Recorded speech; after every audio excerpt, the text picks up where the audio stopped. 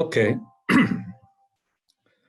My name is Haim Shaham, and I am a graduate student of archaeology at the Bar-Ilan University. And I'm also one of the archaeologists on staff at the Temple Mount Sifting project.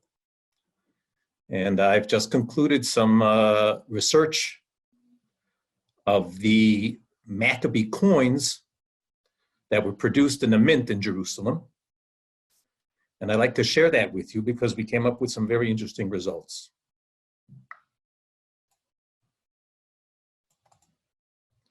First of all, let me explain what ancient coins were used for. They first appeared in the 6th century BC in Western Turkey.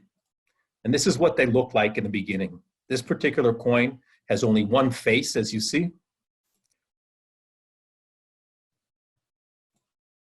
And the other side is just a punch that created the design on the obverse. And these coins were made of precious metal. Now, you might have thought that coins would have been the natural development of the market economy, that people got tired of weighing out pieces of metal and they just found that coins were more easier to deal with. But actually, research has shown that the driving force behind the development of coins was the need to raise armies and to pay them easily. So that's what was the main purpose for coins in antiquity. And of course, the markets used coins as well, but they also had the capacity to weigh out fragments of metal or to barter, exchanging commodities for commodities. The ones that you really needed to pay hard currency were your soldiers and your mercenaries, because if you didn't, you'd lose. As I said before, the first coins were made of precious metal, and they were worth their weight in whatever metal they were made of. There were three main alloys of precious metal. First, electrum, which this coin here is made of, which is a natural alloy of gold and silver. And then there was gold and then silver. Now, just like it didn't take long for modern economies to move to paper money, it didn't take long for ancient economies to start using currency which wasn't actually worth the weight of the precious metal. And that began already in the 4th century BCE. First, they would take the gold, silver, or electrum and fill it with other metals and still charge the same price or expect the same value.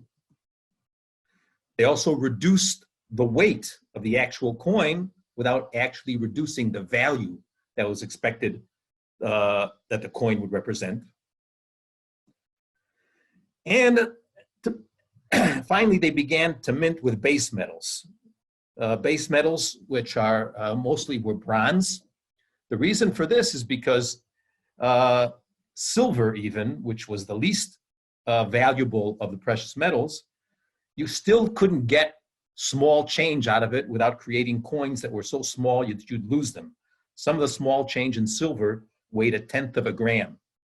So they began minting base metals, coins with base metals, and these were called fiat currency because the value of the currency was dependent upon whoever minted them telling you what the value was and you having confidence that he could stand behind that value, like money today. Now let's move on to the question of who are the Maccabees, whose coins we're going to be researching. This is a family tree of the Maccabees. Of course, there's the granddaddy, Mattathias, who started the revolt when he refused to allow the sacrifice of a pig in his city, Modi'in, and killed the Jew who was willing to sacrifice, as well as the official of Antiochus IV, who tried to get them to sacrifice it. This was in 167 BC. Mattathias lived only a year after that, And then the command was passed to his most active son, although he was the middle in age, Judah the Maccabee. And he continued the fight until around 160 when he was killed in battle. And then it passed to his older brother, Jonathan. And he was killed 142 BC due to treachery by one of the pretenders to the Greek throne. And the leadership of the Maccabee revolt passed to his brother Simon.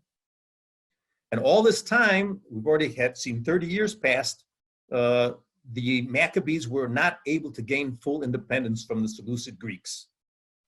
When Simon passed away, his son, John Hyrcanus, became the ruler, and he finally was able to gain full independence from the Seleucid Greeks around the rule of Antiochus VII. And he first began to mint coins that were the sign of an independent Jewish economy under the Hasmonean state. And when he passed away, his son Aristobulus took over, but he only ruled for about a year. He was replaced by Alexander Jannaeus. He ruled for quite a long time, from 103 to 76 BCE. Then his wife, Shalom Tzion, the queen, or Alexandra Salome in Greek, she ruled for another 10 years. Then the rule passed to two sons, Hyrcanus II and Aristobulus II, who were constantly battling between them, and the rule passed between them. And the last Maccabee ruler was Antigonus Mattathias.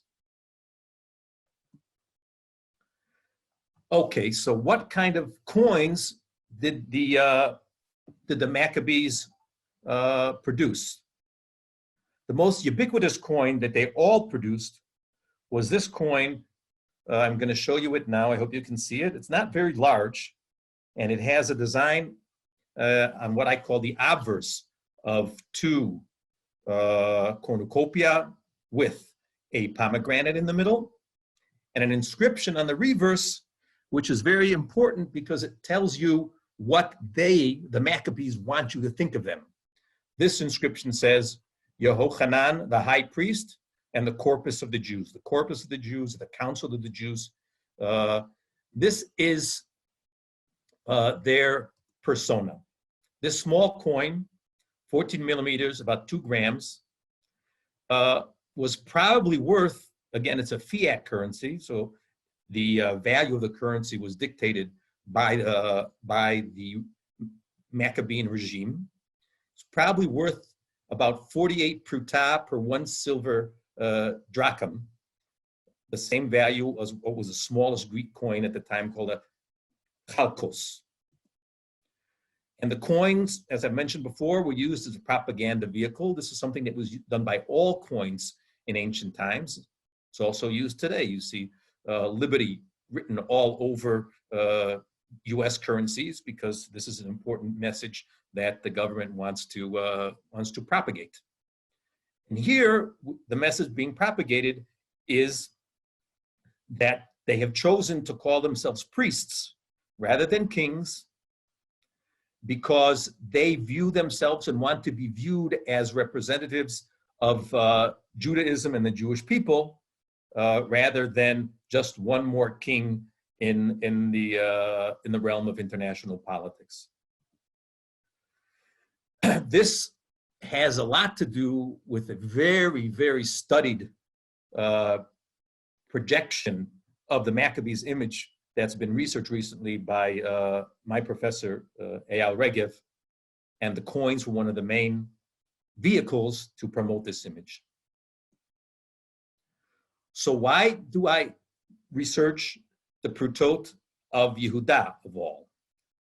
Now, as you remember from watching the family tree, there were 7 rulers who could have minted coins. However,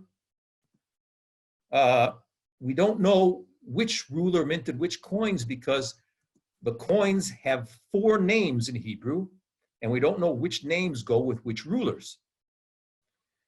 There's Yochanan, and he could either be John Hyrcanus, which is the Greek name that was used by historians, or he might be Hyrcanus II.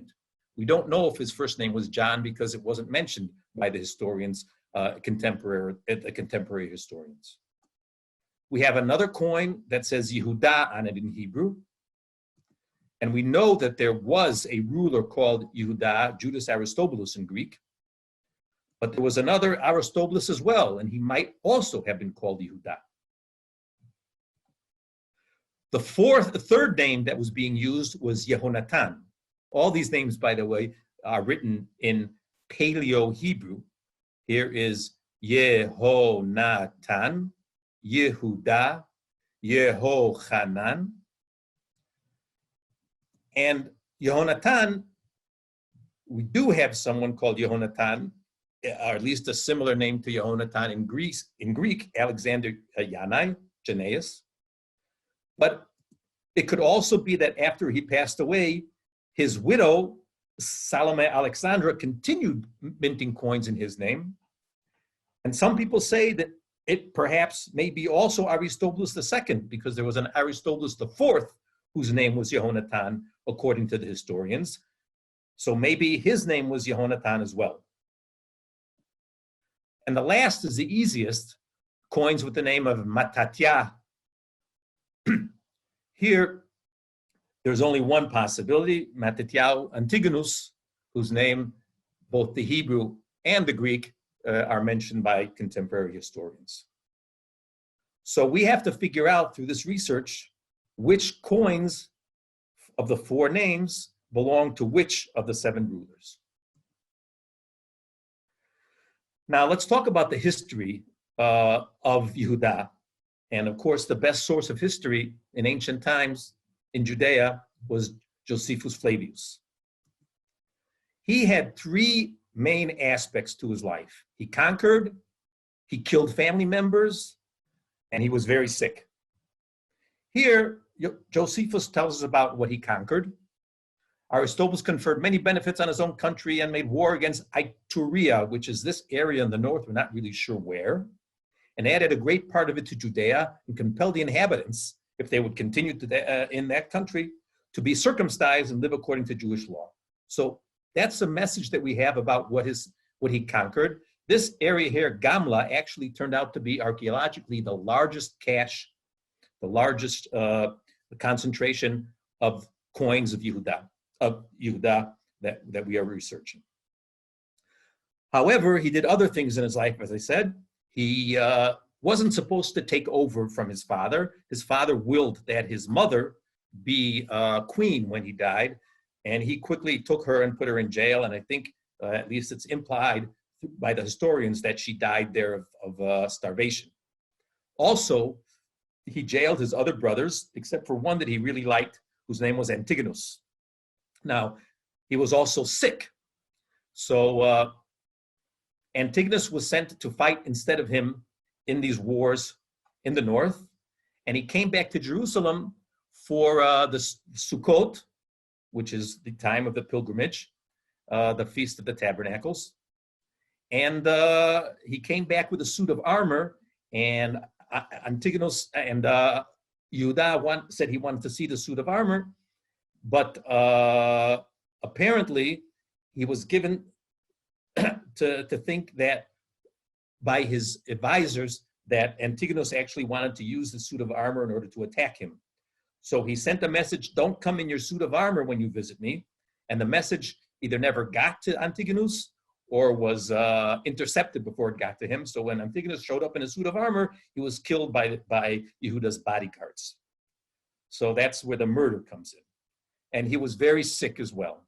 As a matter of fact, the sickness caused him to only rule for what Josephus says was less than a year. But we figured, because of other documents seen in other places, especially papyruses talking about a conflict between the rulers of Egypt, that he was probably ruling only for 8 months.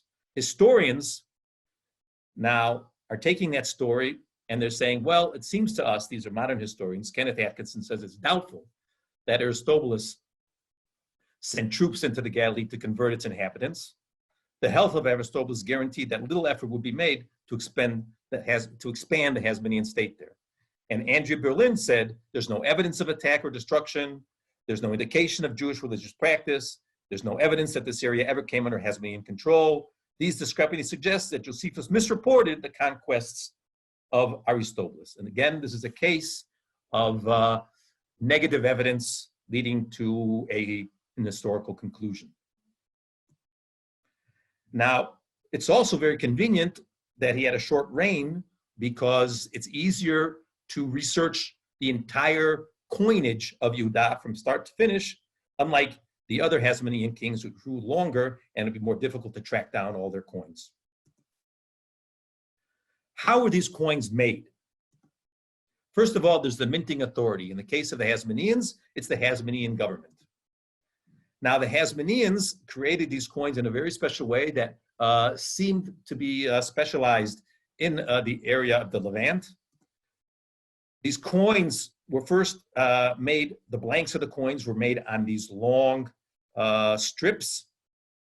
And you'd have these coins, blanks that were connected to each other, and then they were minted and sliced up. Here you see a coin that wasn't sliced very well. Now, 20 fragments of these blank molds have been found in Jerusalem. One was found about 30 kilometers south of Jerusalem in a place called Khirbet Rafi, and we're not really sure how it got there, but there's pretty clear indication that the mint was in Jerusalem itself. Some of the best examples were found in the area of the Tower of David. And how were the coins made? A hammer hits a punch, which hits the reverse die, which is the blank, which then receives an impression from the obverse die, which is sitting in an anvil. This is all done by hand. And like a snowflake, every ancient coin is unique because, as you see, when it's whacked with the hammer, this punch can either be hit on the side, or it can be twisted, or the blank can be moved sideways, or the obverse die can be off center. And you never know how it's going to turn out. So every coin is unique. Also, you see that the reverse die is getting a lot more random vectors of force from the hammer than the obverse die, which is being sit in the anvil. So we know that the reverse die wears out about 3 times faster than the obverse die. So we're going to figure out what was going on in the mint by studying these dies. Let me show you how that's done. First of all, we have to identify the dies. Here's an example of a single die on 2 different coins. So even though this coin is not centered as well as this one, you can see by this letter here, which is a yud, that it is the same die. Here you can see it again by this letter up here, which is the hey. And its proximity to that little bump there, which is an olive on this olive wreath, olive branch that's surrounding the inscriptions. So this is the same die that's found struck on 2 coins. Now, there are also ways of linking dies because a coin isn't just one side, it's 2 sides, which gives some dynamics as to what dies are used with which side. There are die pairs. These 2 coins are actually made with the same inscription die, which was the reverse die, the one on the top, which receives the hammer blow, and the same obverse die. You can tell this is the same obverse die. You see that little, it's actually a wheat sheave coming out of the cornucopia, and the shape of the pomegranate here, that's the same die. And here, you see this letter over here, it looks just like that letter over there. So here we have identical coins as far as they can be because they're both using the same obverse and reverse die. We also can find differences, coins that are using one die the same, but 2 different dies for their other side. Here we have what's called an obverse link because it's the same obverse die. Obverse is the side with the cornucopia. Here you see that little sheave coming off over here, which is the exact same angle on the second coin. But this is a totally different die than this. Here's the yud, and you see where the grape is over here, pardon, not the grape, the olive is over here, and here's another yud, and the olive is lower down and touching the bottom leg. So these are two different reverse dies, but the same obverse dies, so that's called an obverse link. We also have reverse links, the same principle. This and this, obverse dies that are different. Look at the different pomegranate. But the reverse die is the same. Look at the shape of this yud and where the dot is, which is the olive. You see how that works? We can also, once we figure out which die is which and how they match up, we can also figure out which was struck before the other. Here we have the same die, a reverse die, which shows you how it's been worn over time. Here we have hardly any crack. Here the crack between the yud and the olive is solid. And here the crack is like totally going beyond the olive and into the wreath. So this was struck first, this was struck second, and this was struck third. And the most interesting combination that we have is what we call hybrids, in which case we have one die, which is this reverse die in this example, which is the same. You can tell this is the same by, let's look at this yud over here again. The yud is a good way to look at it. That's the same type of yud that we see over there. But this obverse is a different style than this obverse, which means that here we have a hybrid between this subtype and this subtype. So this is a transition that we see being performed while the reverse die is stationary. Hey, Chaim. Yeah. This is your friendly host using this time to break in with some questions from the crowd. You've been piling up in chat. So we had Robert ask about, you mentioned the Paleo-Hebrew script. He asked if it was used in other time, in other media in this period, or is it anachronistic? Well, that's a good question. And I didn't do the research on it, but I've encountered this question through the various source material that I've seen. First of all, it was not used in everyday life. However, it was probably used still in sacred writings because about 5% of the scrolls that were found in the Dead Sea Scrolls were still written in Paleo-Hebrew. Not just that, the names of God, the Tetragrammaton, in some of these scrolls were written in Hebrew, which leads one to believe that the sanctity of the Paleo-Hebrew was higher than the sanctity of the what we call it modern Hebrew, which was the block script that came back from the Babylonian exile as actually a form of Aramaic script.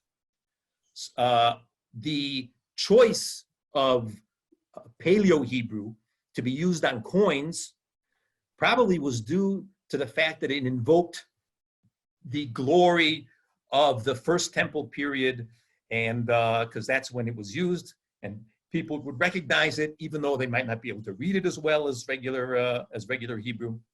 And it was later used not just on the Hasmonean coins, but later used in the coins of the First Revolt against the Romans that ended in the year 70, and also in the Bar Kokhba rebellion, which took place in between 132 and 135. Right. Next question. Okay, well, there's a follow-up question to that is, when did the modern block letters start being used? I think you just mentioned that. Yeah, I think when, more or less when the returnees from the Babylonian exile brought that script back with them from Babylon. But, you know, there was still respect given to the Paleo-Hebrew because during the Persian time, there were a series of coins that were minted, these really tiny silver coins, before they started using bronze coins that weighed, I don't know, half a gram or something like that in silver. But they also had Paleo-Hebrew saying Yehud or Yehuda on them. So there was always this coexistence while the Paleo-Hebrew was used for more official use. Okay? Oh, yes. And we have another question about the manufacture of the coins. Yes. Were those coin trees first separated and then minted with the design, or the other way around? Hold on. Let me, I on purpose put here a coin so you see how it was struck and then sliced, because this slice is right in the middle of a strike here. You see that? All right. This was poorly sliced. Generally, they would do it right where the channels met, right over here. But every once in a while, they were in a hurry. And I have to tell you that the Jewish coin makers were not as careful as Hellenistic coin makers. I think they were just paid by the amount that got done rather than by the quality of their manufacture. Okay, that covers questions till now. I'll encourage everyone to keep on writing them in chat, and we'll stop time as they come along. All right, now back to your scheduled program. Great. Let's see. Okay, this is where I was. So how was the research done? First of all, I gathered the sample, and I got a lot of coins from physical collections that I was given access to. A large collection at the Israel Museum, and another large collection sitting where the Israel Museum sits, but have a different safe, the Israel Antiquities Authority.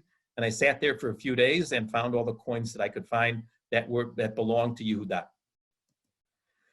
Then there's the commercial antiquities market, various auction houses, eBay, online coin dealers. Lot of coins I found in literature, special body of literature, special publishers that deal with coins. I also went and visited antiquities dealers on both sides of the divide, in the east and the western side of the city and in the eastern side of the city.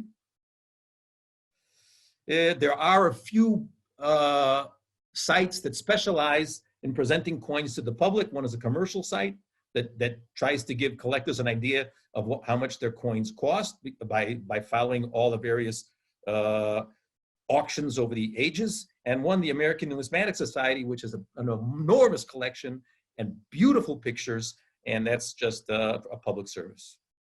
And last but not least, we have a group here called the Israel Numismatic Society, and I took advantage of their mailing list and asked people to send me pictures of the Yehuda coins, and I got a lot of nice, as a matter of fact, I've seen more coins from collectors, private collectors, than all the others combined.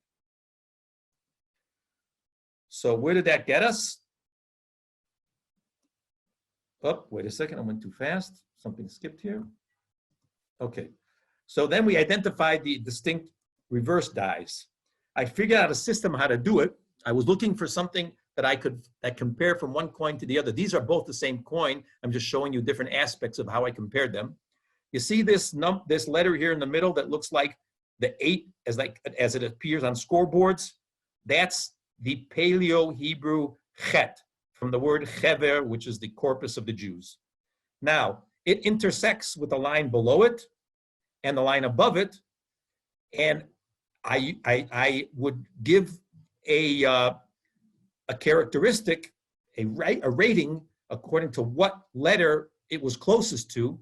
Here, it is right above the hey from the line below it, and it is right below the hey nun from the line above it. So, and then I would compare these various rankings with other coins. Another very good indication is this letter here, which is a nun from the word kohen. It has 2 little tails that come up, and each of them point to a different letter in different places. This is the letter Vav, and this is the letter Daled. So this particular characteristic was the right arm is right under the Vav, and the left arm is right under the Daled, and it can move to the left, to the right. And that's the primary way that I used to sort the coins. And then I looked at secondary characteristics. the relation of the olive to its nearest letter. These blue circles are the olives from the olive reef. The type of hay that was used in different lines. This is a hay that looks like a backwards E, and this is a hay that looks like some kind of a D with a cap on it. And these are both the letter hay, but they're just different styles. And the third thing is, if I could see it, it was very difficult to see on some of the worn coins, what letters they put in the bottom, the fifth line. Here it says Yud Mem from the word Yehudim, the Jews. However, many times they couldn't fit all of them, or they skipped a letter. And that's how, with time, I was able to sort all of these coins out. And I was able to identify the distinct obverse dies by doing, again, this was reverse dies, and these are the obverse dies. The obverse dies were much more difficult because they didn't have so many things I can compare them to, and they went, and over time they became so worn that a worn die looked totally different than a new die. So I was able to use superimposition with Photoshop. Here we have 4 reverses that, obverses that are superimposed. I would choose 1, 2, 3, 4 similar points and then just line them up. I'd have to scale the coins the right way and then rotate them until they would sit on top of each other. And only then I could figure out whether or not they were the same die. And another method I had was just trying to line them up on a grid. This is very difficult to do. I was only able to do about a third, but this was my master's thesis. So by the time I finish my doctorate, maybe I'll have those sorted as well.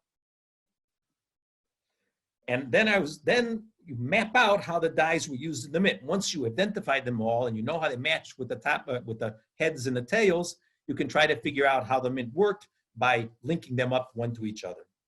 We'll come back to this map later.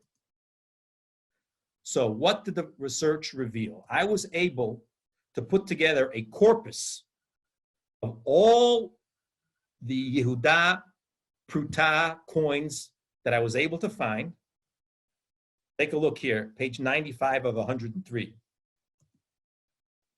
All told, there were 712 coins of the 2 and a regular type that exists of the coin.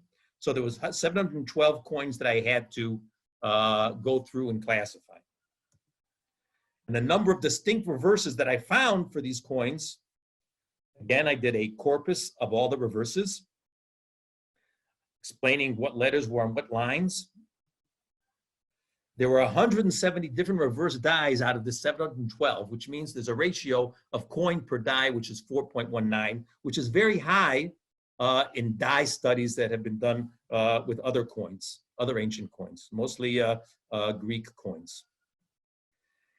And we found that this, by the way, is also a very typical geometric curve. 38 dies could be found on only 1 coin in the sample. 31, I was able to find on 2 coins in the sample. 23 on 3 coins in a sample throughout, et cetera, et cetera. This one that's called D1, these are called singletons. A singleton is a coin is in a sample that has no other example of its reverse. And these are all reverse dies. I didn't do the obverse dies, I did the reverse dies because of the difficulty that I encountered trying to classify the obverse dies, which I'll finish in my next bout of research. The sample quality. Okay, so hold on, don't get scared. This is statistics. Harry Truman once said there's lies, there's damn lies, and then there's statistics. That's why researchers like them so much. So these statistics about what you can understand from a die study, about the coverage of your die in this case, were put together by a gentleman by the name of Este.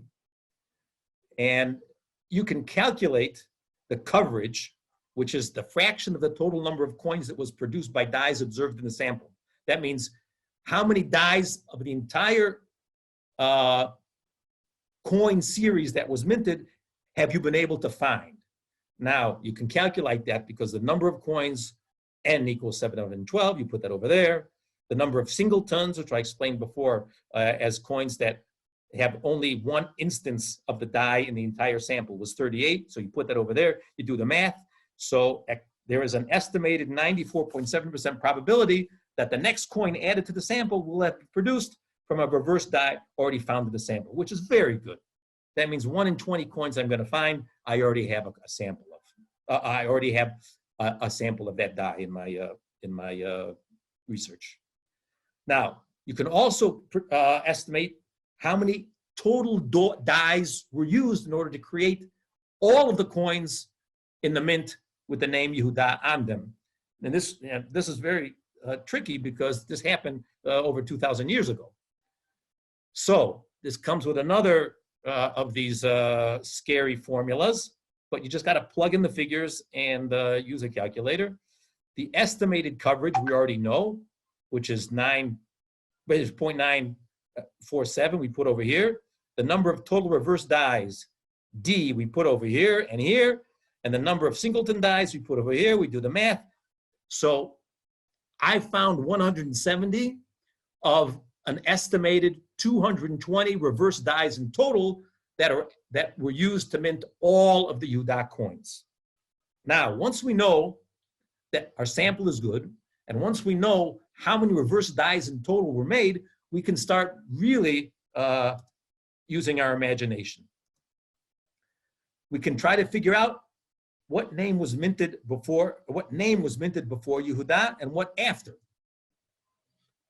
For one way of doing it is based on typology. Because if you remember the coin that I showed you as a hybrid coin, here it is again. This was the same. This and this were different. This is a hybrid link. And this is a hybrid between type B, which is a thick cornucopia and a small fruit, and type A, which is a thin cornucopia and a large fruit. Now we know historically, these are Yehuda coins. This is a Yehochanan coin.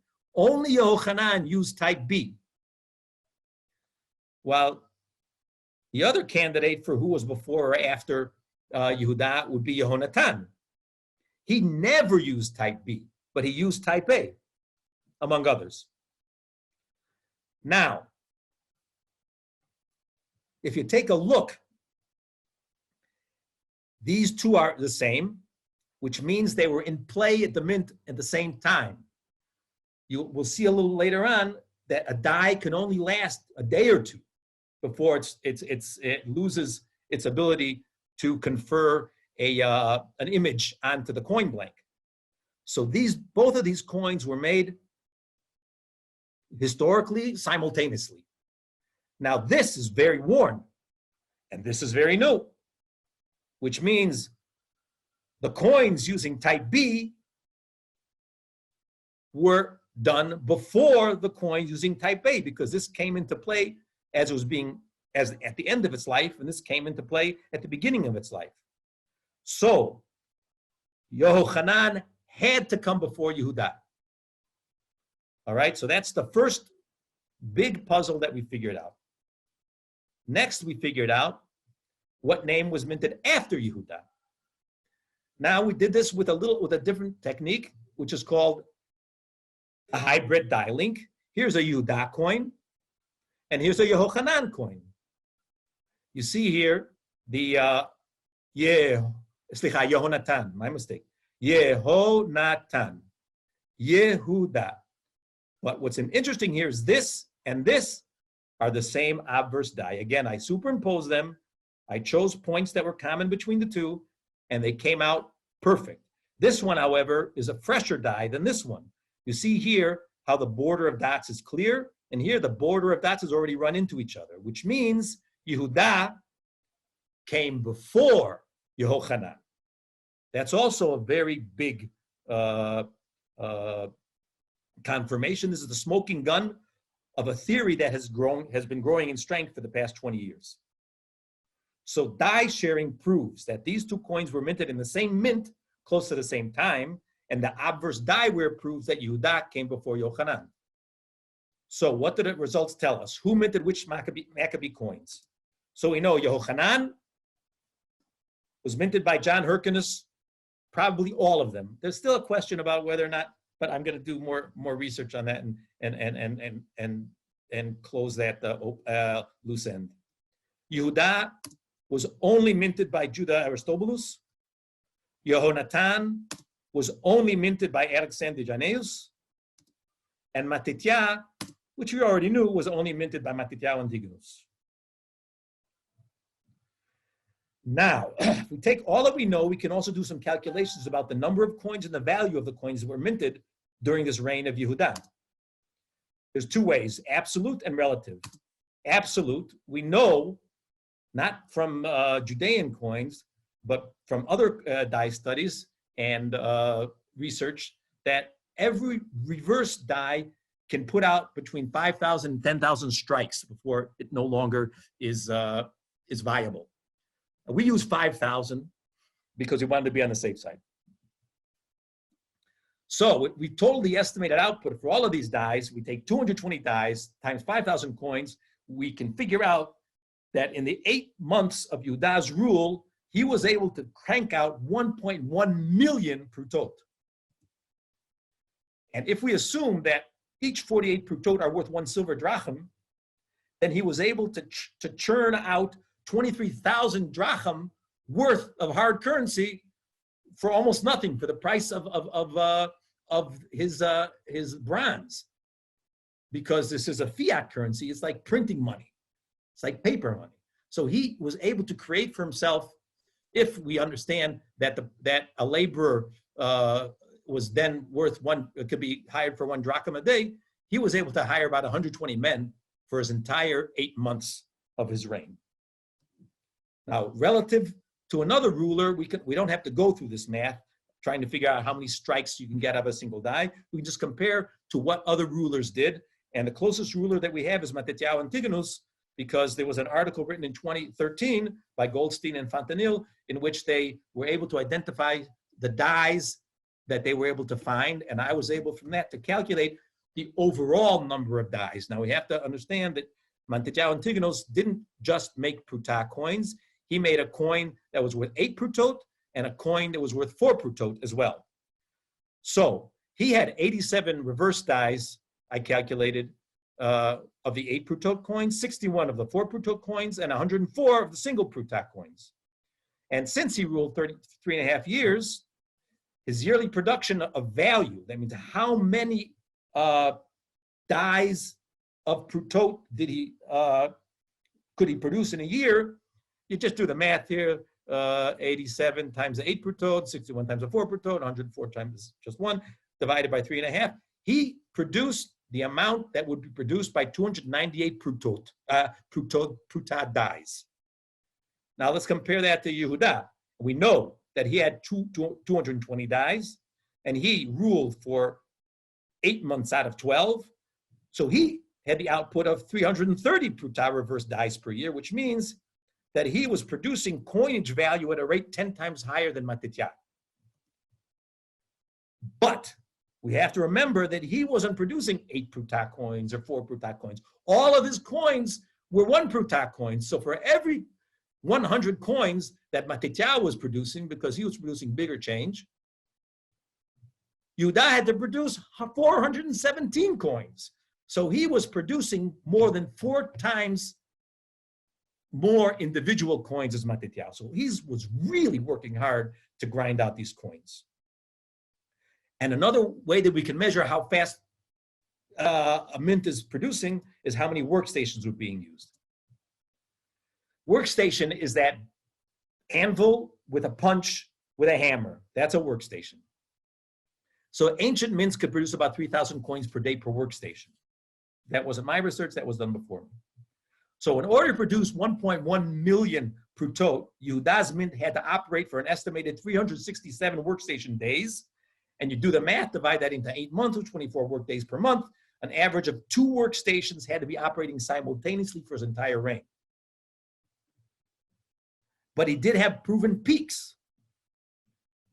Going back to that map that I was showing you, I was able to show at that crossover point between the type A obverse with the thin cornucopia and the large fruit, and a type B which is the thick cornucopia, and the small fruit, we had 1, 2, 3, 4 reverses in play at the same time, with 1, 2, 3, 4 obverses in play at the same time. So there was a time where he was churning out 4 workstations simultaneously. Remember, all of this was going on, 4 reverses, that's a week's work. Maybe less if you have 4 stations, that's like a day and a half's work. Chaim, we are running slightly over time here. Okay, so this is the last slide. Oh, there you go. So what is it that shows us about Yehuda? He might be sick, but he liked to mint money. It was very important to him, which shows that he had an active administration. There was a huge mint of token coins, which means that the public had to be able to give confidence in his regime in order to make these coins worth anything. So he really enjoyed the confidence of his constituents. And the comparison between Yehuda and Matityahu, we have to remember, was fighting for his life. He was in a 3-year war to keep Herod from destroying the Hasmonean dynasty and creating his own, which he lost after 3.5 years because Herod was being backed by the Romans. But the fact that Matityahu was minting and his big thing was a war shows you something about why Yehuda was minting, which leads you to the conclusion that the credibility of Josephus's historical narrative has been strengthened, again teaching us that those historians who rely on negative evidence are in danger of having no evidence at all. Thank you very much. Oop. Okay, Chaim, do you have a minute to address some of these questions? Yeah. I don't know if you can see the chat window, or I'll just read it. 1 second. I have to do something with my window here. Hold on. Okay. Oh, wait a second. How am I getting the questions? Okay, what I got to do here is I got to end my sharing, right? There you go. Stop sharing. There you go. Okay. That All right. So where are we now? Norman, where do we start? Baba block letter Zuzim. Zuzim, unit of currency from this period? Probably not. The Zuzim Zuz is a word used in the Talmud, and it refers to a drachm, but I don't think during this period that people were calling them Zuzim. I think that was something that came out only during the time of the Babylonian Talmud. They were probably calling them, let's see, a shekel was worth 4 of them, so they were maybe calling them quarter shekels or something of that nature. Leah is asking, how do we know these are all of them? We don't. Maybe one or another king had more dies. First of all, every day I go onto the internet and I look, and I'd say in a week, every week I find another 1 or 2 of these coins. And but statistically, I'm not finding more dies. 1 out of 20 will bring me a new die. But even if I get a new die, I'm getting another one that makes a singleton into a doubleton. So it all evens out. What I'm trying to say is I'm getting more information about die links, but I'm not learning about any more dies generally. Okay, I hope that made sense to you, because it barely did to me. Do we know what determined the domination the kings produced? Why did Yehuda only mint 1 prutat coin? Okay, there are 2 questions. The denominations that the kings produced were dictated by who they have to pay and what kind of money the mercenaries are going to accept. And in those days, the Attic standard was what the mercenaries would like, and therefore the money used was that drachm, which was divided up. Each drachm was worth 8 obols, and each obol was worth 6 chalkoi. So, and then the 4 drachms were worth a tetradrachm, and that was the way it all worked. So it wasn't a choice made by the Judeans or the Maccabees. It was just the choice made by how are you going to pay your soldiers and mercenaries. And why did Judah only mint 1 pruta coins? That's a good question. And I don't know. Because it would have been a lot easier for him to mint the 8 coins, the 8 pruta coins. Maybe somebody can send me an idea on that. Do you have any idea how this massive increase in the money supply might have affected inflation and the overall economy? I know that he produced it. And if he produced it, it means that there was a reason to produce it and it was accepted by the economy. And he wasn't the only guy to do it. And he was very active in doing it because he thought it was good for his government. Now, as far as affecting the inflation, the overall economy, I'm just an archaeologist, and that's sort of like for economists, so I don't really know. Norman says it's great work. Thank you, Norman. And Leah says, yes, thanks. Thanks, Leah. Okay. Okay. Thank you, Chaim.